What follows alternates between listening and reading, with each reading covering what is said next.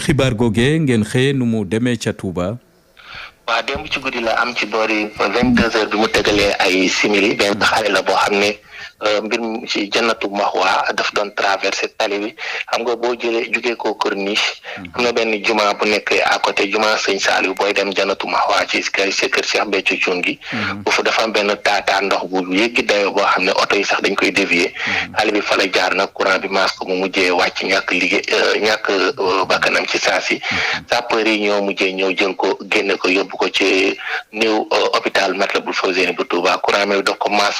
bu jéggi dayoo ci saa si la mujjee ñàkk bakkanam mu nekk loo xamante ne dañ koy faral di seetlu jamono yi nawet parce que day am ay musiba li ko demee ni ay courant ay ndox taataa ndox yoo xam ne xale yi des fois dañ ciy dem di sangu gis nañ ki bëri ci Demba Ndiaye ci kamb ya xale boo xamante ne daf doon sangu taalibe ci kamb ya nga xamante ne moo nekkee booy génn Touba fële ca côté Pouf di ba waaye nag xale boobu dafa mujjee lab ba sapeur ñoo ko jeex ay waxtu ay lu mat 20 minutes doog koo mujjee gis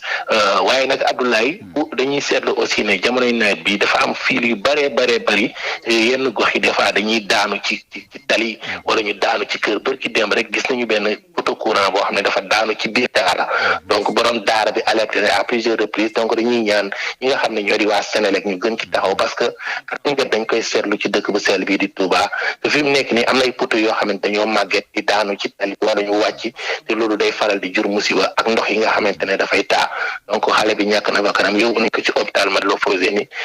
ki askan wi di ñaan ñi nga xam ne ñoo di waa Sénélec ñu gën a defaraat poteau yi parce que yu bari daan nañ am na bërki démb rek ci wetu kër Sëñ Sidi Abdoul Ahad am na tali ba ci tali bi am na poteau boo xamante ne dafa daanu ci tali bi déjà guddi rek oto yi duñ koy gis donc nawet moom dañuy faral di moytu aussi ndox yi nga xamante ne day faral di taa rawatina tout tànk yi nga xamante ne ak taalibe yi nga xam ne dañ leen di faral di gis ñuy sangu ci ndox yi wala ñuy traversé xam nga loolu bu nekkoon oto moo doon jàll ci biir ndox mi musiba dafay am xam naa dinañ ci dellusiwaat ci nu mu gën a yaatu bu dee amuloo beneen laaj bi gënoon la antenne bi di doon jokk ak yéen fii ci Touba di Mamadou Makhtar Sarr pour la rajo télévision Walfadjri. ma ngoog ñu ngi koy jaajëfal Mamadou Makhtar Sarr ca Touba Mbacké mu doon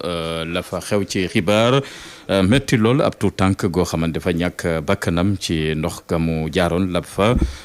courant ba ko fa mas fiilu courant yi ba léegi jur na njàmbat ca Touba Mbacké ay poto yoo xamante ne daanu nañu te ba léegi kenn mënagu koo jagal